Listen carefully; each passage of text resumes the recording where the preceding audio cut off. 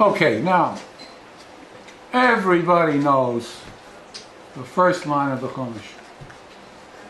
Whether it's in English or in Hebrew, everybody knows the first line. Right. In the beginning, God created the heavens and the earth. And the earth was tov vavohu, empty and void, light on the face of the water, the tahom, and ruach elokim merachefet al hamayim. Everybody knows at least the first line. So I'm going to start with the second line. Not the second line, but the second chapter. Ele toldot hashamayim v'haaretz v'hi baram b'yom asot Hashem Elokim eretz v'shamayim. That starts after we finish the Bereshit story of the creation. We come right to there's a little piece about the Shabbat, 3-4 psukim, and then we start right away with the first organizational structure in the text. Ele Toldot is a organizational structure of the text that runs through the entire text, though it's much more of them in the first beginnings than at the end. But it does go through Moshe and Aaron, where it says in Bamidbar, talking about Moshe and Aaron, it says Ele Toldot. So Toldot is the first big arching organizational structure in the text. And we can talk about that some other time, because there's some very interesting things that I discovered about this. There are 4 different spellings, with vavs missing and so forth. And then by some people it says Vayomas, and they died, and by others it doesn't say anything. So there's a correlation between Ele Toldot, and then by Esav and Yaakov it does not say they died. It doesn't say Vayomas. By Moshe it says Vayomas.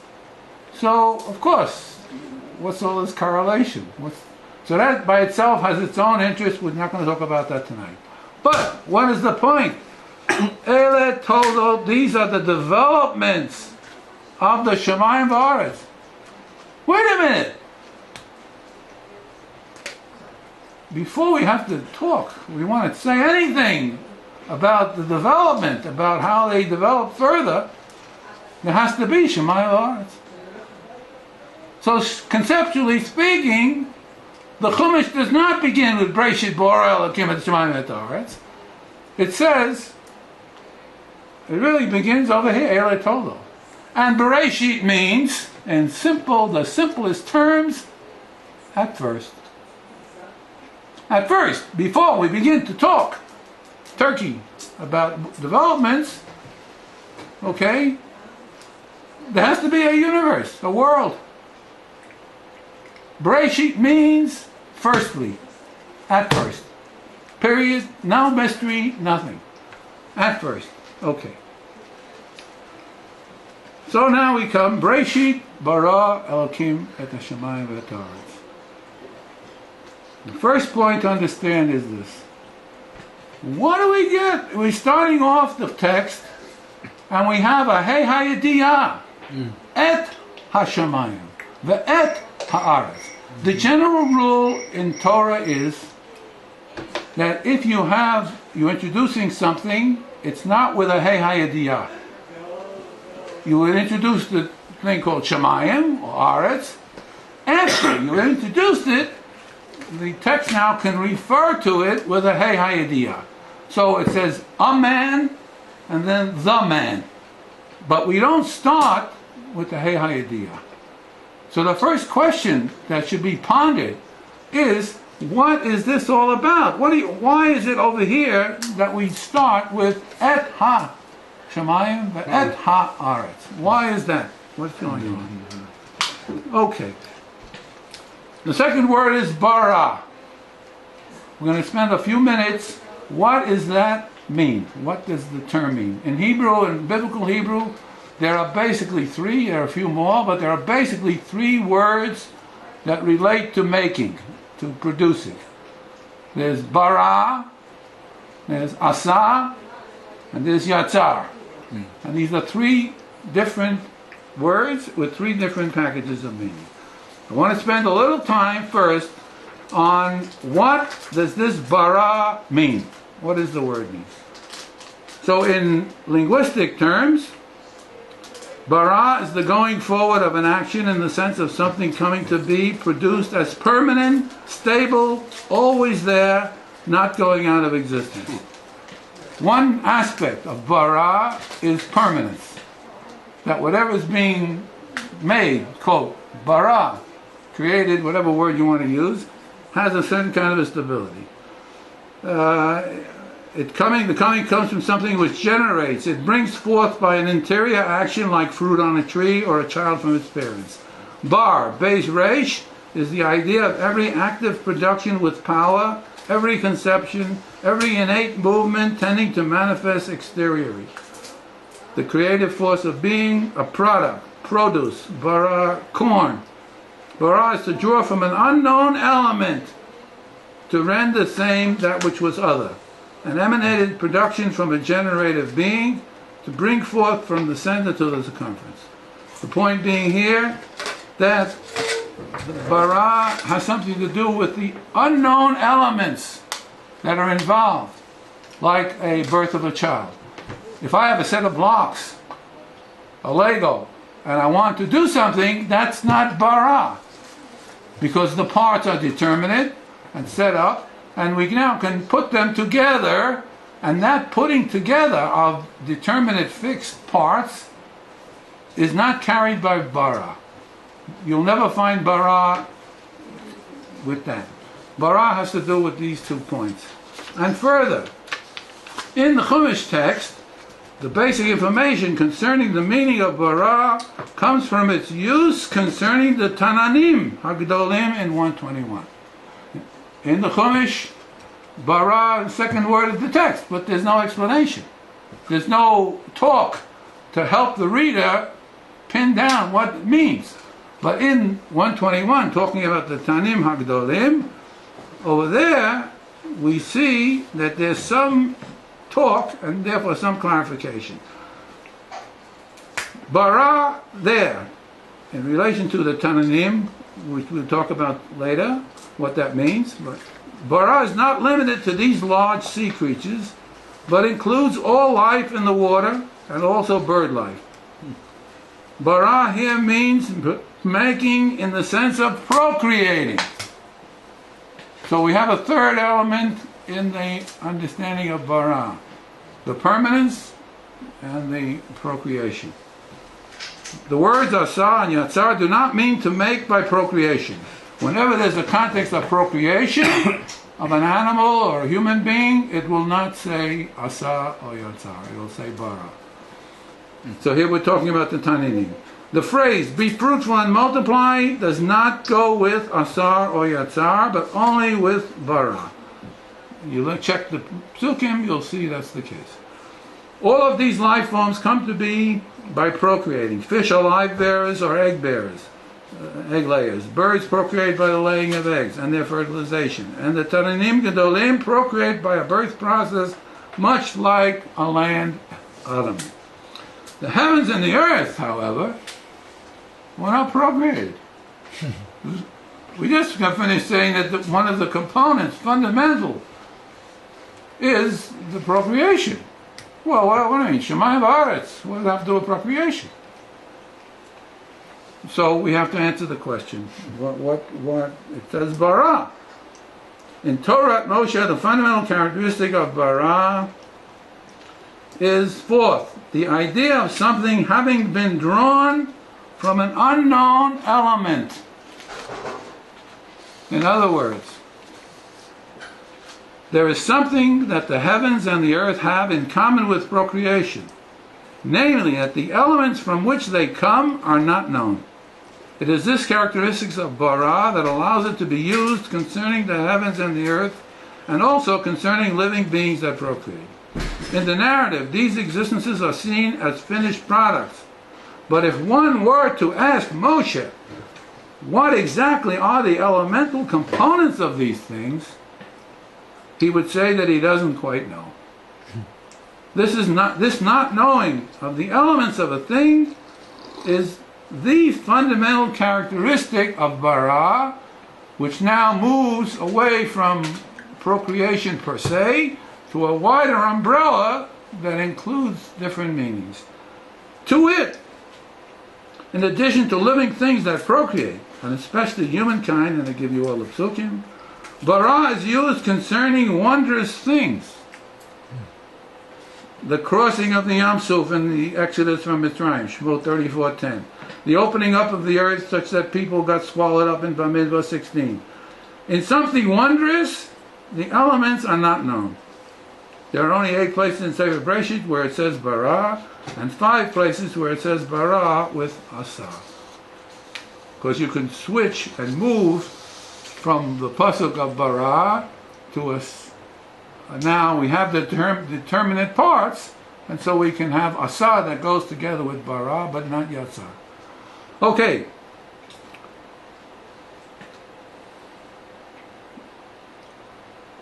So the reason why it says bara in the Shamayim V'aretz is that in the world of experience, the Shamayim V'aretz are just there. They're out there, coming in, or coming as it were, from nowhere specifically, and from nothing in particular. In other words, in the world of experience, we don't deal with physics. David put as a subtitle to this talk that there's no cosmology. I hope to show you that in spades, once and for all. This story has nothing to do with cosmology.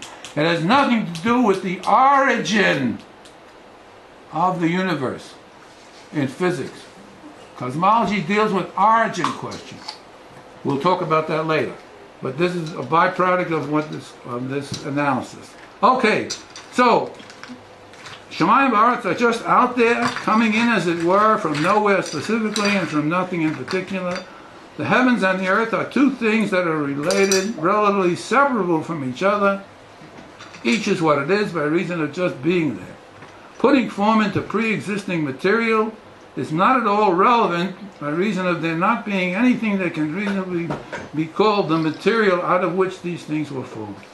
Bara fits the content of the pasuk, whereas to form, yatsar, does not. And by reason of the elements of the making not being known, bara fits where asa does not.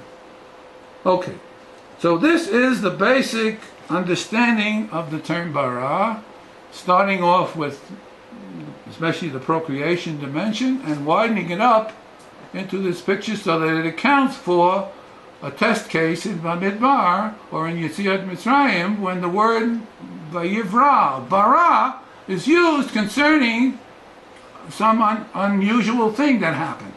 Well, otherwise the burden is on you. You got to explain it. If you don't take this view of bara, then you got an exposition problem. The burden is on you to explain how does it come? How does it fit with these different things? The Tanim and the wondrous events, what do they have in common that allows the word bara to be used? Okay. There are a few more points on that, but I'm not going to spend the time to read them. But this is the basic understanding. Now, I said in passing, in the experiential world, the Chumash is not dealing with what we call the cosmos. The Chumash is dealing with the world of experience. I call it Olem Enoshi, the world of the human being. This is what we're talking about. It's 100% observable, and it includes indirect observation. When you hear your stomach growl or something, you can have indirect, but nothing is called theoretical. Everything is an observable. You look out the window every day, the sun moves through this window. That statement is 100% true. When we bought the apartment or go for an apartment and we say, where does the sun come? And what's your light system and so on? Well, what are you talking about? That's important. That's fundamental.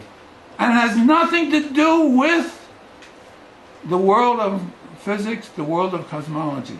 The sun is exactly what it appears to be in the sky.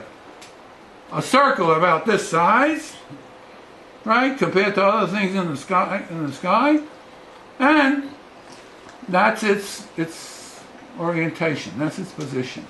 This is fundamental to understand the story.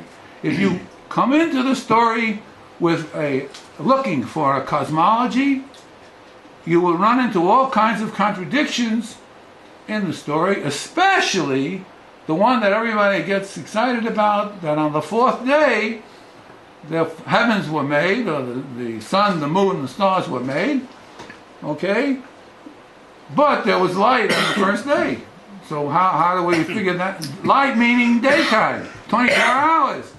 The Chumash defines what it is. It's not talking about some mysterious thing or some physics thing or some energy form or whatever. It's talking straight ordinary language. Daylight. So, well, daylight presupposes the stars. So therefore there's an out of order problem. And you've got to now start to talk. How do we explain that fourth day? Well, from this orientation, there's no question. There's not a question to solve. There's no question here. Because we're not talking about the cosmos. As a matter of fact, when I wrote up the piece in the Perush on Bereshit, I explained the first, second, and third day. And then when it came to the fourth day, I said, ha ha ha, like a child. Here's the drawing of the first day, the second day, and the third day. Right? Here's the light, and here's the water, and then the land masses under the water. We'll talk about that right away. What's missing? Kids, what's missing? Of course! There's no stars. It's daytime, but at night stars come out. There's no moon. Ah!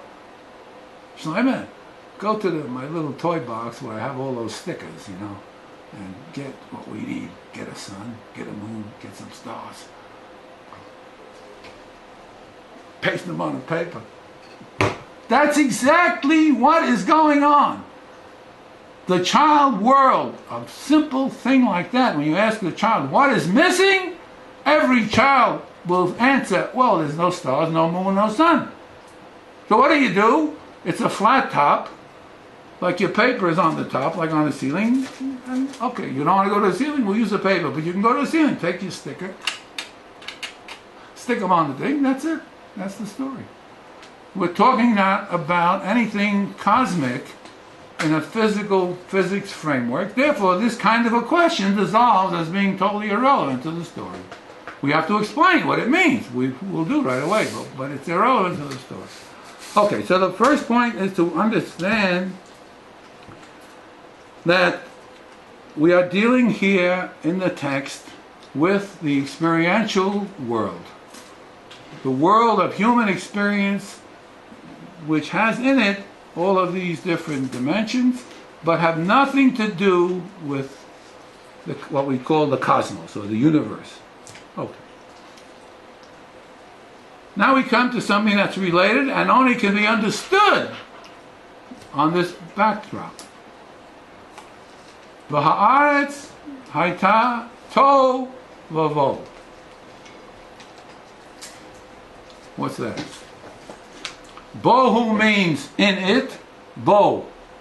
In who? It. Bohu means in it.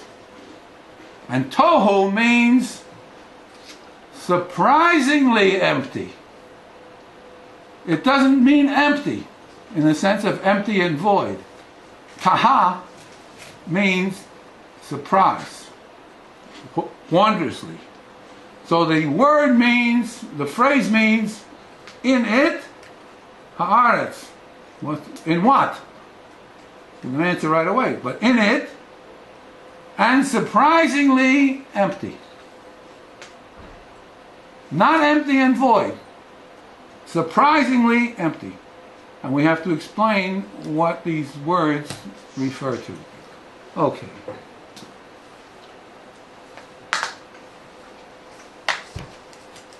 How do we get the second pasuk? Where did it come from? Bereshit bara Elokim et hashamayim v'haaretz. Good. Second pasuk. V'haaretz. Leaving the shamayim on the side for the moment. V'haaretz. Haita tovavo, and we give the rest, you know, choshech al pnei ha'om. Where do we get that from? Was that observed? It wasn't observed. Where do we get the pasuk from? It relates to the meaning of surprisingly empty. Where do we get the surprise? Oh. The first point to understand in the story is that by removing in your mind, the reader is asked to remove the things that were made. I'm just using loose language, made because we finished the bara point. The things that were made on the sixth day are removed in thought, like a thought experiment. And then the things that were made on the fifth day, which is the fish and the bird life and so on, are removed in thought.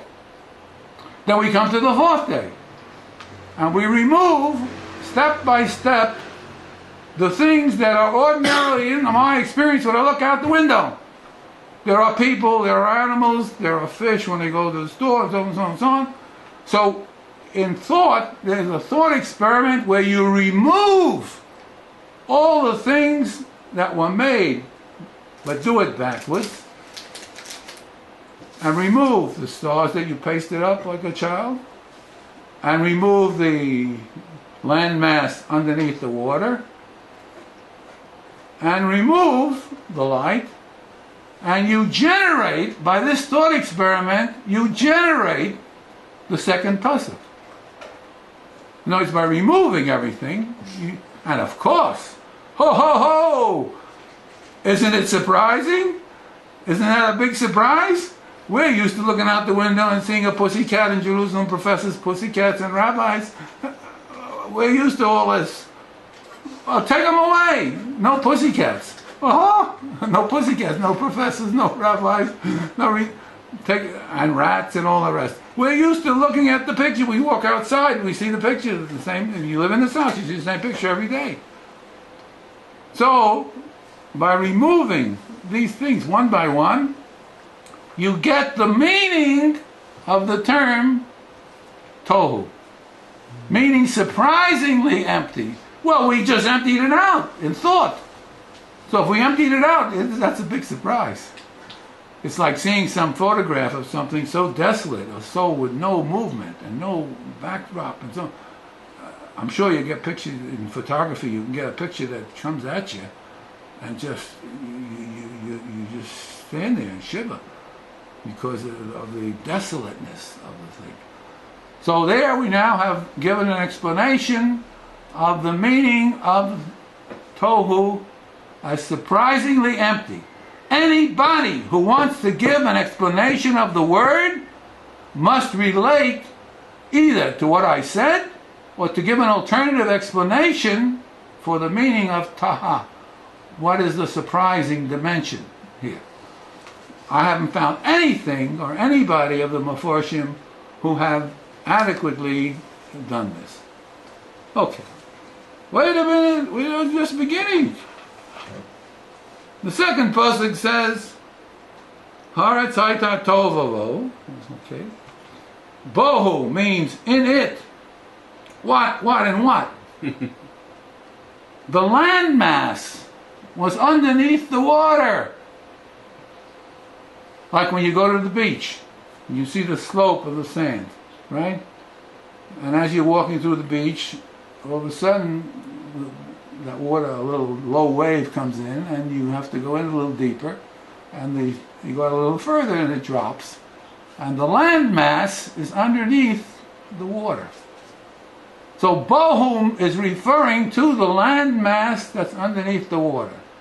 Wait a minute, we didn't take away water. We didn't we didn't give our thought experiment to include water. Why not? Because it wasn't created. There's no place in the story where it says, Yehi Mayim, let there be water. Well, if there was no place, then it falls outside the thought experiment.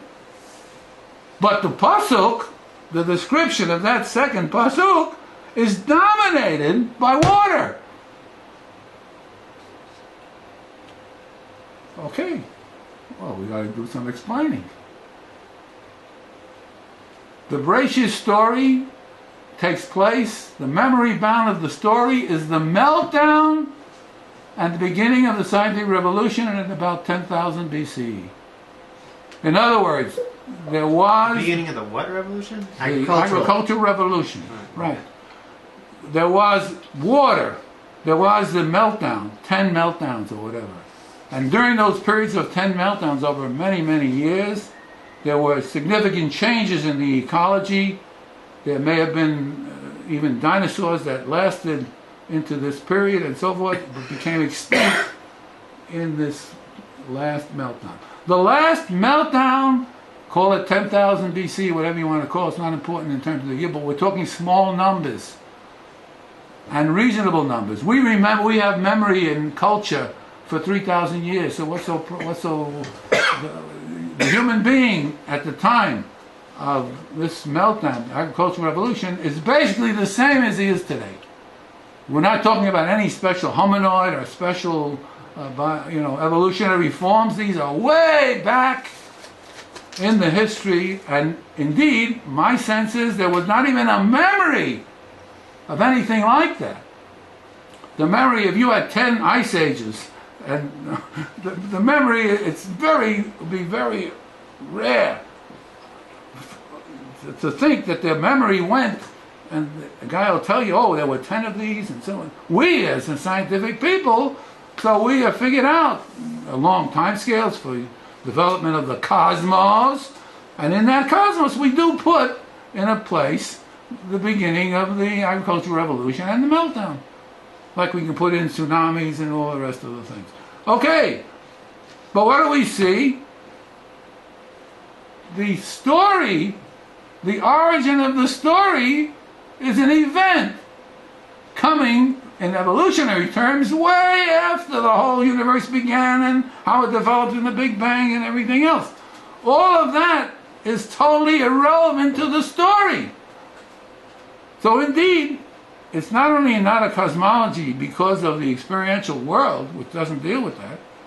It's not a cosmology because the event that it does deal with is an observable event that had a memory, that there was such a thing where the water, if you live, they met somebody that say, guy came from Sweden, and he said, oh, I was told in our society, my father and grandfather, he said, oh, in Sweden and Norway, wow, it was plush green. The earth was plush green from the amount of water. It was closer to the North Pole. So the water seems to have come down from the north into the temperate zone and so forth. Somebody even asked me a question, which was good, I never researched it, whether or not indeed the water did come down to this part of the world, of the globe. Okay, but even if it didn't, and it stopped somewhere, there was basically this memory of the water coming from meltdown, and that is the origin of the story. The origin of the story is a relational origin, has nothing to do with what later became yesh miyayin, something from something or something from nothing. All of this is totally irrelevant to the story. We'll come back to it when we talk about Elohim, which I skipped over. But I'm just giving now the meaning of the words and the picture that it's presenting. And so what we have over here is the reason it doesn't take away water is because water was the natural condition when you looked out your window from the meltdown. So of course, if you didn't take it away, then you can't restore it. And indeed, you didn't want to restore it. I asked a number of people over the years in cosmology, understanding of the text, why doesn't it say Yehi Mayim? Water is essential for the life system. So it should have said, if I were writing the book, and I was talking about here a evolutionary process of the development of different stages and so forth, well, I certainly would put in the fifth day or third day or somewhere, I'd put in Yehi Mayim, let there be water. Vayehi Mayim, and there was water. The fact that it's not in the form of the rest of the creations which go according to Yehi. A very deep point, which we'll get to a little later. The form of the creation is each one has the thing, Yehi, Vayehi. Yehi or, Vayehi or. Yehi, Vayehi. And that's the format. We're going to get to that a little later or some other time. But at least the point now is that we're dealing with a period of time, which is the general idea of the agricultural revolution, that went with the meltdown, and it's dealing with origin in the proper and simple empirical way that we deal with origin questions. Even in cosmology, there is no absolute origin. Every origin question is relational. In relation to the solar system, we have a singularity and so on and so on and so on. Big Bang. Everybody thought when Hawking came out with his book on time, whoa, the philosophers are going to have a picnic. He solved the problem. He solved the problem of the Chumash, the problem of creation. I even have him on tape. In one later interview, he said, look, he says, don't put me in that category. I'm not a believer, but this has nothing to do with the issue. Everything that functions as an origin is in one and the same universe. There's nothing outside of the totality. So when you say God created, that's what's going on here. God, you right away bring in an assumption that God is outside the universe. Whoa, that's not in the story. You want to accept it on other grounds, but it's not in the story. We'll deal with that when we deal with what Elohim means. But the point is that we're dealing now with a commonsensical, experiential world which has these aspects in it. And indeed, no Yehimayim. No Yehimayim. Okay. How do we know this is correct? What happens if you read the second day? The first day is Vayehi Or. Let there be light. Nothing to do with the Mayan. Right? It said darkness was on the face of the water. So the first day is Yehi Or. Nothing to do with Mayan. Well, we're dealing with a making story. Forget about who's doing it. Kim is doing it. Forget about that for the moment. But we're dealing with a making story. Okay. So I wanted to say, it says it says Vayehi Or. We're dealing with a making story. When did the maker begin to work? You can't work in the dark. You have to have light. So he began to make the cosmos, to make the world that we're talking about when there was light. You can't work in the dark. So that's why the first day says, Yehi Or, let there be light, so I can work. HaKadosh Baruch Hu in effect says, look, you want me to create a universe? He's talking to somebody else, and he says, oh, these guys are crazy. You want me to make a universe or make a experiential world, and they don't give me light to make it. It has to be light. And the text says, he called the Yom, he called the light Yom. Day, light, 24-hour thing, nothing to do with cosmos, nothing to do with energy, nothing to do with anything cosmic. As simple, like a child can understand the text when it's put like this, so simple. And that's the greatness of this piece of the creation story. So, Yehi Or. Indeed, B'derech Hagav, that solves the problem why it says Vayehi Erev, Vayehi Boker. Well, the story comes in, Elohim did something. He did it in the morning. The day begins in the morning. Okay? And of course, when you get dark in the evening, you have to stop and go to sleep, rest up, and then start the next day. So that's why it says, Vayehi Erev, Vayehi Boker, and not Vayehi Boker, Vayehi Erev. Because the Maker He started in the morning, but the story doesn't enter. When he started, the story enters, he did the work. Now we're coming to the evening. I got to rest.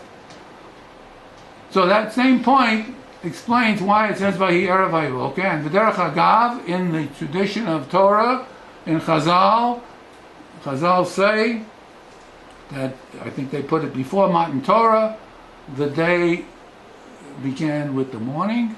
After Matan Torah, the day our calendaring begins with the evening.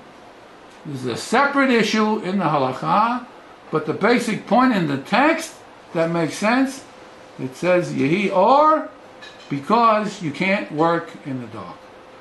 Now, if we look at second day, what happened? So everything was water. So the second day is differentiating between the things that are on top of the rakia, the horizon, and things below the horizon. When I used to live in Long Beach, and in Far Rockaway, I used to take a morning constitutional before going to shul, and I got stopped by the police many times. Said, you don't walk around here in the middle of the night. Okay, it was 6 o'clock, 5 o'clock in the morning. But to walk on the boardwalk, and see the sun come up, and it always hit me.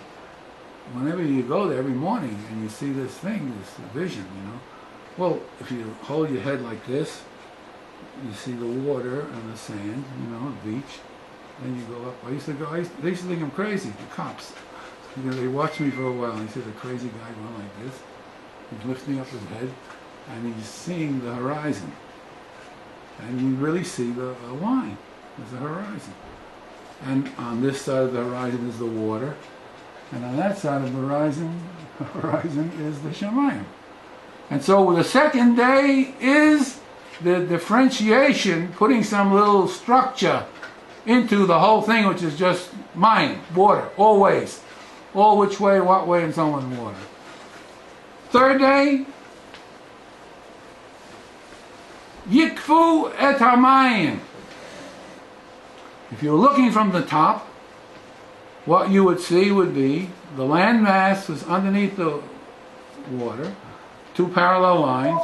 One is the water surface, one is the land mass underneath the water surface, two parallel lines. Okay? And so, what happened? He pushed the water together. If you were looking from the top, what would you see? You would see the area where the water was pushed away. That's called Yabasha, dry land. Why? Because there's no water and he just pushed the water away. So the text is exact. There are words Adama and Aretz, and the word Yabasha is used there in the text because that's exactly what happened. He pushed the water together. If you're looking from the top view, you would see land where there's no water on it. Okay? And what more is that? What else do you see? You see water in the middle, surrounded by land. If we're assuming he started this way, the water is, we take the ends and we're pushing it together. Okay?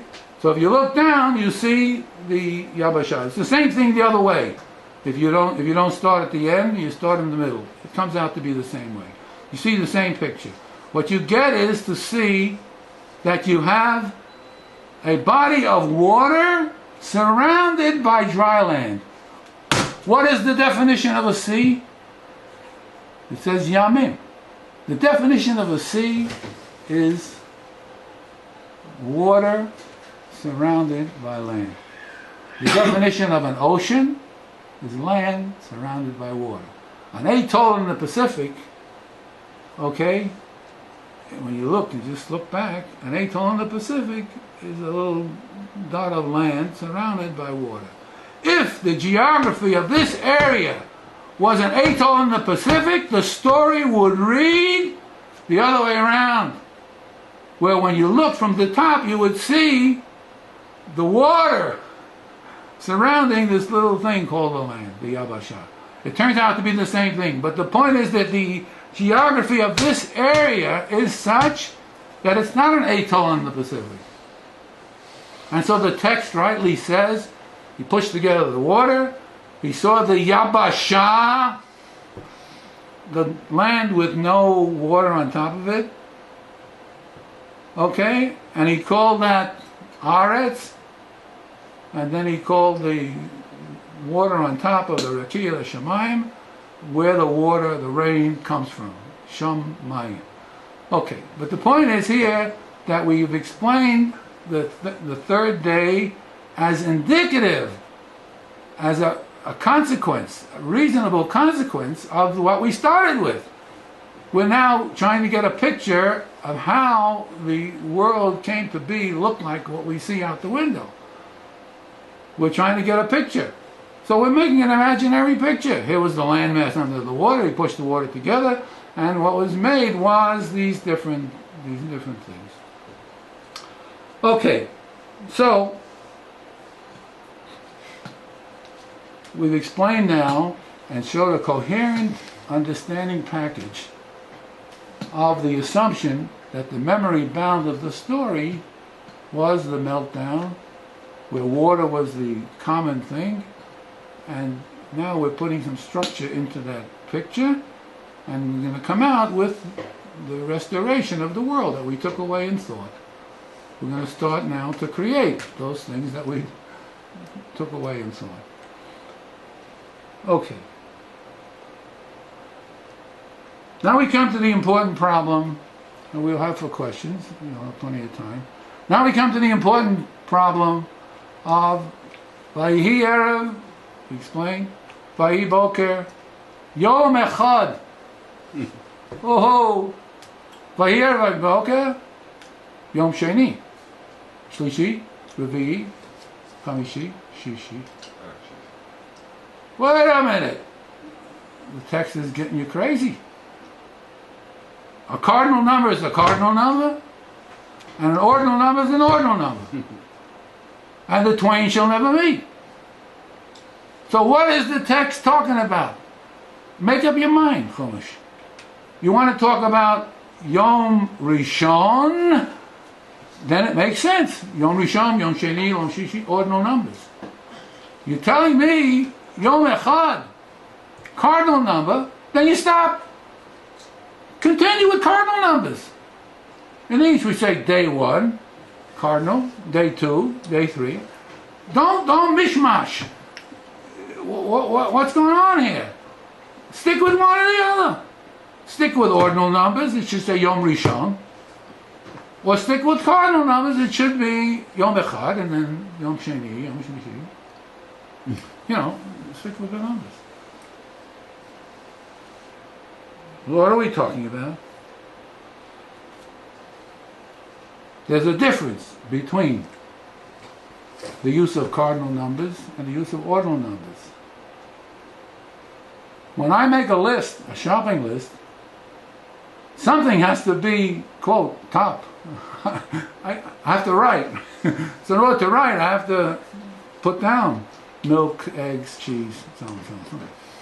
But, strictly speaking in concept, I didn't have to put milk first. I could have put cheese first. I'm making a list. Now, of course, when we go shopping, we figure where it is, so make it easy, Now I don't shop anymore, so that's the problem. But the point is, it's a list, it's an enumeration. An enumeration uses cardinal numbers, but it's not sequential. There's no sequence. In cardinal numbers, there's no sequence. Where I put 1 could be number 2 and vice versa. In ordinal numbers, there's a sequence. So if the story is meant to be ordinal numbers, not only don't we have Yehi Mayim and in its proper place, we have vegetation, a life form, vegetation coming out of that picture in the second day. There was Desha. Of course, it was plush green. The third day. It was plush green.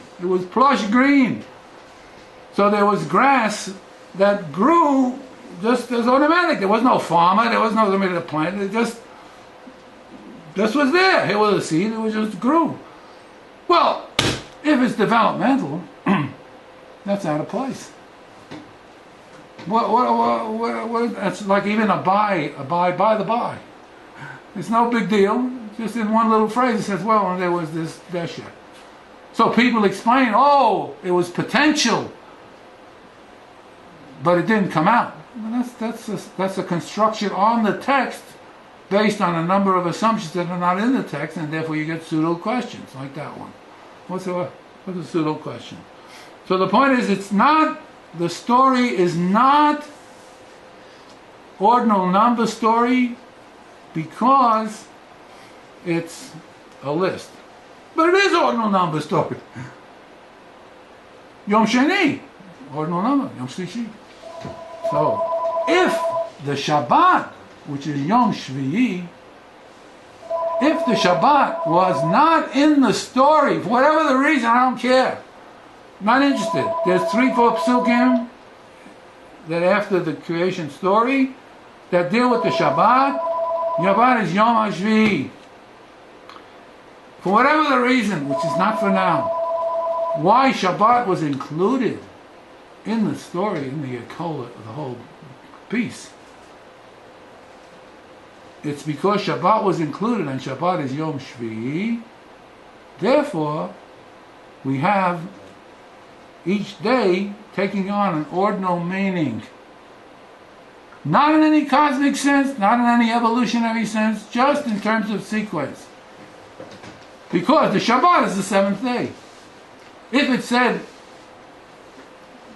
Yom Sheva, cardinal number, then this analysis doesn't hold. But it deals with Yom Echad, switches to ordinal numbers, including the Shabbat, right? Yeah. And so what we have here, the message that's getting across in the use of Yom Echad and the switch to ordinal numbers is these two dimensions. One is, strictly speaking, the things that were made constitutes a list, an enumeration. And any questions that have to do with sequence in a developmental sense are wholly irrelevant to the story. It has nothing to do with development. Indeed, Ele toldot hashamayim v'aretz. After we have something to talk about, what are we going to talk about? The first thing we're going to talk about is developments. Toldot doesn't mean birth. It means births, but it also means developments. The dynamic aspect, how things are going to do. And then we'll deal with sequence. Because that's important from the point of view of understanding the Toldot. So, oh yeah, our concern is going to be the next two chapters, which deal with the Gan Eden story and man-woman relation. It has 6 or 7 topics in there. Each one is unbelievably profound. But the point over here is that in relating to the point I make about Yom HaShvi'i, if the Shabbat was not included, we would have a list, and the list implies no sequence, no developmental talk. That's the next section of the book. The next section of the book deals with development and presupposes this first understanding. Okay. A number of points that we're going to really save, but to note, what does this story teach? The basic form in the story is Yehi. Yehi or.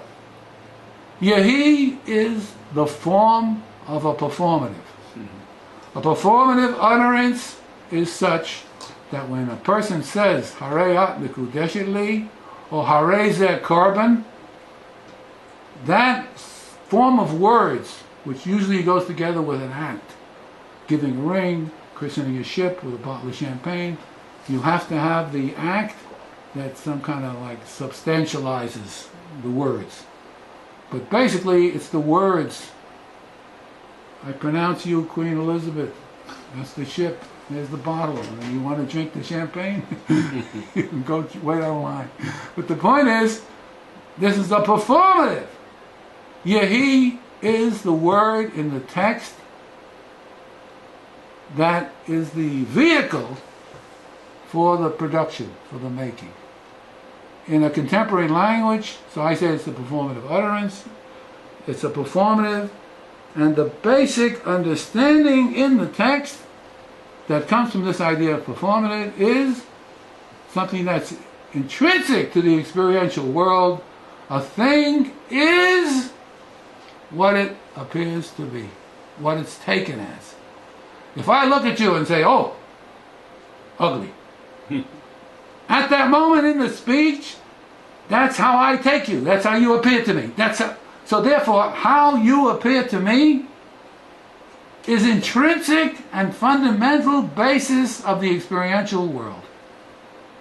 We call it operational definitions. The better way, more rich, because a lot of things come out of the performative, is the idea of a performative, where you have this, in a sense, the way I take it. In the old pragmatist language, when the guy was, Charles Sanders Peirce left 80,000 pages in manuscript and had a run-in with William James at Harvard. They didn't take him, and he got this and that. He lived in New York. He burnt paper to keep warm. So when he looked at his desk and he saw all this stuff, that was firewood. It wasn't paper. A thing is its use, or as it appears to us. There's different ways of formulating it depending on where you want to put the emphasis, on the operations or on the chalos. As you know from hearing me, I put the emphasis on the performative because there's so much, as you'll see in future sessions, that's so much that comes out of the performative. But the basic idea over here is a thing is what it's taken to be. And that's intrinsic to the experiential world. So we're not dealing with what a thing is in any sense of material, what it's made out of, material causes, or how it functions in a causal scheme. We're dealing with how it appears to me. When it appears as affecting something, as being involved in something, so now, because cause and effect become a subset of this, how it's taken to be, what it looks like. So, that's a separate point, very important. Another point of the story is it says Tov, except for the second day, because the work wasn't finished. In each of the days, it says God looked at the thing he made and he had Tov. Where did it come from? What do you mean by he Tov? What's the chiddush here? It's repeated in every one of the days. Where does that come from? And the big question that we left, there are two names for God in the Chumash, main names. One is Hashem, Yud-Kei Vav-Kei, and one is Elokim. There are two names, no machloket. How to understand that? Big machloket. But the fact that there are two names for God in the text, nobody argues. They have others, they have Kale and other names, but the basic two names are Hashem and Elokim. So, we asked why Tov? We asked why Elokim? There's no Hashem in this story. As you know from hearing me before, the little things, or shall I say the big things, were left for the little guys, all the big guys. But the point is, all the Mefarshim make note of the difference or the use of the two different names, but nobody took the trouble to discuss every single name in the text and ask the question, why does it say in this story Hashem? Why does it say in this story Elokim? Why does it say in this story both? Why does it start with one and switch to the other? Nobody took the trouble to do the entire text. There's 1,800 places where it says Hashem, and 200 places or so where it says Elohim. The Perush, that runs 1,000 pages, deals with one question only. Why does it say one rather than the other and have the switches? Of course, as you heard me, I needed a unit. I have to have a unit where the story begins, where the story ends. That's a separate issue. I built it on what's called Ptuchot and Stumot, where in the text, the typography is that it has a line. The line finishes and it's all open, and then the text starts at the next line. Or someplace there's a few spaces and the text continues on the same line. I needed a unit to give an opening of the story and a closing. Otherwise, I don't know whether there's... Suppose there's an Elohim at the end of the story, but I didn't include it, so I have a mishmash. I don't know what to do. So I made a stand on taking these typographical differences in terms of the space. And there are some differences between the Keter version that's on your computer with the Bar-Ilan program and the Masorati version. I put them both in because in some places I think it should have said Stuma, closed. In some places it should have said Ptucha, open. But lo and behold, they don't match 100%. There are some places in one version of the text there's nothing, and in the other version there is, and vice versa, and so on. All the combinations. Okay, so I just noted that. But the point is, once you have the unit, then you could ask with reasonability, why is this story an Elohim story? 32 places, wherever it is, and not an Hashem story. And the last point that we're going to talk about, or at least introduce, we read the pasuk, Eile toldot hashamayim v'haaretz behi baram. When they were bore, when they were made. That's the word bara. But notice, who is the subject here? Who made? The story says Elohim made, right? Bereshit bara Elohim. But in the development part of the story, it says, yes, Eila Tolot Shemayim V'Haaretz, Behi Baram, when they were made, cooked by Elohim. Aha, food. Biyom Asot Hashem Elohim Eretz V'Shamayim. Hey, wait a minute. We didn't even get started with the text, the contradiction. The first story said Elohim made this ordinary world. The pasuk that starts developments refers back to that by the word Behi Baram, bara. Okay? But then it finishes with Asa, and I said before, Asa can go together with bara. Once you have the bara, then you can talk about the making and putting it together. But it says here, Biyom, at the time, Asot Hashem Elohim Eretz V'Shamayim. It's Hashem Elohim and not Elohim. And it's Eretz V'Shamayim. It's switched around the order. In the Bereshit story, and in the first part of the pasuk, it's Shamayim V'Aretz. Bereshit bara Elohim Shamayim V'Aretz. Eila Tolot Shamayim V'Aretz. The end of the pasuk, it's Aretz V'Shamayim. Well, you could figure that out. Why? What's going to be the development here? Agricultural revolution. As you're going to read the story, you're going to see, we're going to talk, Hevel story, kind of Hevel, one was a shepherd, one was a farmer. We have the whole basic material in the text. As you'll see, we're dealing with the agricultural revolution. That's what the development's going to be about. How this developed. From this beginning point, how did this develop? And then we have to answer the question, how does woman come in, and what's the story, and busha, and clothing, and all the beautiful topics that are in the text.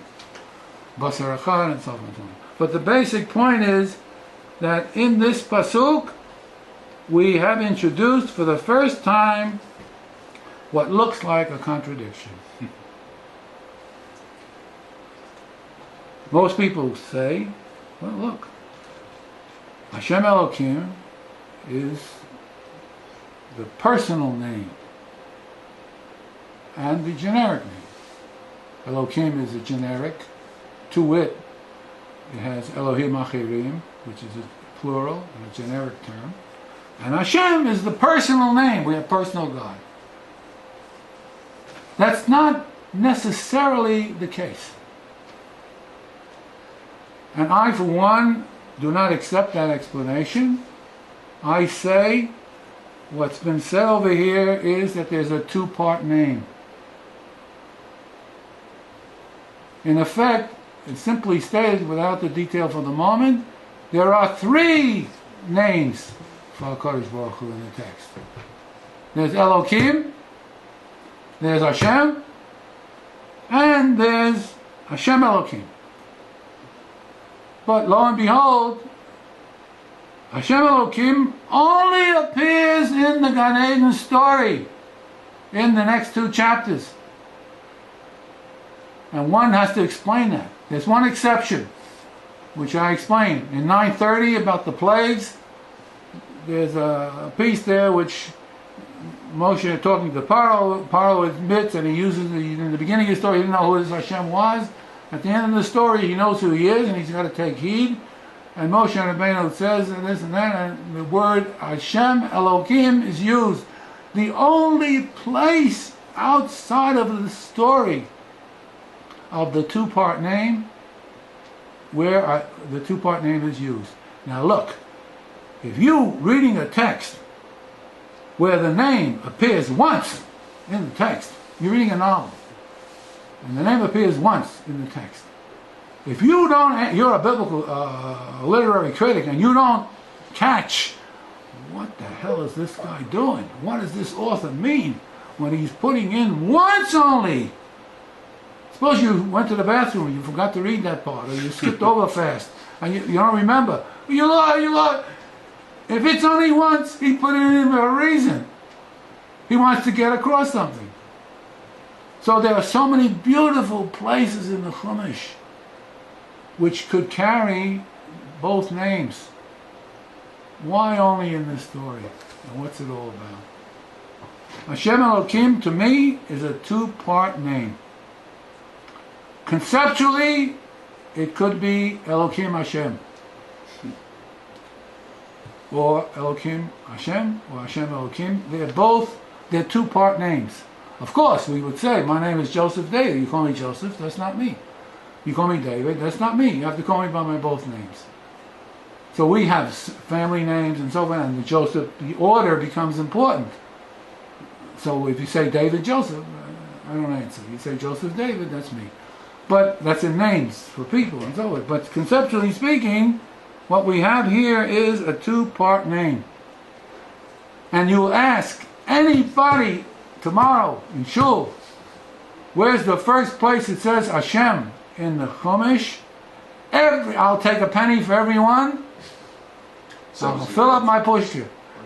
I'll take a penny for everyone. Every person will say the first place it says Hashem, Yud Kei Vav Kei, in the Chumash is Ele Tolel Shemayim V'Aretz B'Hibaram B'Yom Asa Hashem.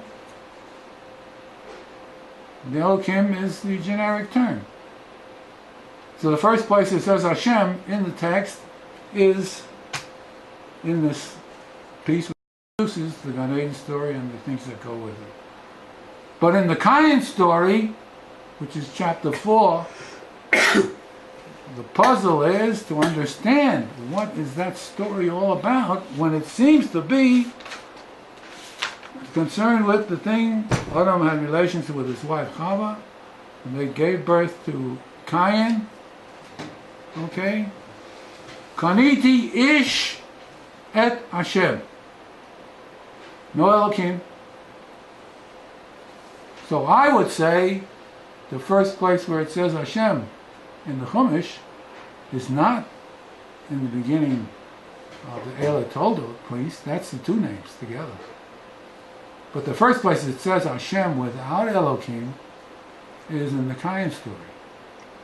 Kaniti ish et Hashem. It doesn't say et Elohim. It doesn't say, whatever it means, whatever the explanation is. It certainly doesn't mean she had relations with HaKadosh Baruch Hu. That's obvious. She had relations with Adam, it says in Befurash, and she gave birth to Cain. There's no naming of Cain, it's just there. As if we know who we're talking about. Usually there's gave birth and there's a name. Okay, that's the usual pattern. Over here, it's not. All those things are to be explained when you deal with the story of the Cain story and the text. All these things are explained and worked out clearly to understand. But the basic point now is that that story deals with Hashem. And it's the first place in the text that deals with Hashem. And the other two stories deal with Hashem Elohim and Elohim. And it turns out, we asked the question about Tov. Why does it say Tov? Because in the second and third chapters, we get the definitions of Hashem and Elohim in the story. How to use them in the text. They are what was called operational definitions. The Nachash says to Chava that if you eat from the Eitz Hadat Tov V'Ra, you'll be like Elohim. Yodei Tov V'Ra. That is the operational definition of Elohim. It comes under the category of knowledge of good and bad, judgment, order, structuration, and a whole family of meanings that come under Elohim. And the reader who reads the Chumash will understand that between the lines it just said, that's explicit. If you eat from the Eitz Hadas Tov V'Ra, you'd be like Elohim. Which implies that if you eat from the Eitz HaChaim, the other tree in the garden, you become Chaim. The definitions to be used in the text, respectively, of Hashem and Elohim, are and come from the Eitz Hadas, Eitz HaChaim story, which we're not going to deal with tonight in any depth or anything. Just to mention that, conceptually speaking, the second story, introduced by Eila Toldot, which includes the definitions of Hashem and Elohim, is really, conceptually, the beginning of the text. Sequentially, literally, yes, before we can talk about developments, we have to have a universe. We have to have a world. Okay? So literally, we say at first, okay, before we start to do the real stuff of developments, what happened, we're going to say there has to be something there. Yes. But to understand the Bereshit story, you have to understand the second story. Otherwise, you can't explain, except, why is it Tov? Why is it Tov? Okay, good. Because Baruch Hu made it, it's Tov. Why is it Tov? At least when you have nothing, you have nothing. Doesn't mean you explain. But if you have something that makes sense and is reasonable, well, then the burden of exposition shifts to somebody who says, I'll give you another explanation for Tov. It's an Elohim story, so Elohim is Yodei Tov V'Ra, that's the fundamental property, so why should we be annoyed or excited or disturbed that it says Tov? So we don't have to bring anything from outside the text. That in the eye of HaKadosh Baruch Hu, everything that was made has a beauty and a utility, and it's made for the benefit of human being, and blah, blah, blah, blah. We can build up a whole theological perspective. Beautiful, and nothing wrong with that. But in the text per se, we have it much more tightly interconnected. So that what I'm saying now is that if you understand the second story, in retroaction, or retrodiction, you can understand the first. But not vice versa. You have to get the basic meanings of these terms. Now, there's a esoteric in this. I'm not going to talk about that at all. There's just the point of tonight was to indicate that this Breshit story, unlike maybe other stories, maybe in the Nevi'im and Yeshayahu and other places, they come in a much later period of time, historically, 800, 850 BCE, it's not 1350 BCE, and so on and so on. Not dealing with the history, not dealing with any of that. The point is to show that in this story, one has to conclude that the story is about the ordinary world, the world of experience, and it is in no way a cosmology, which means that any questions about cosmological domain are irrelevant to the story.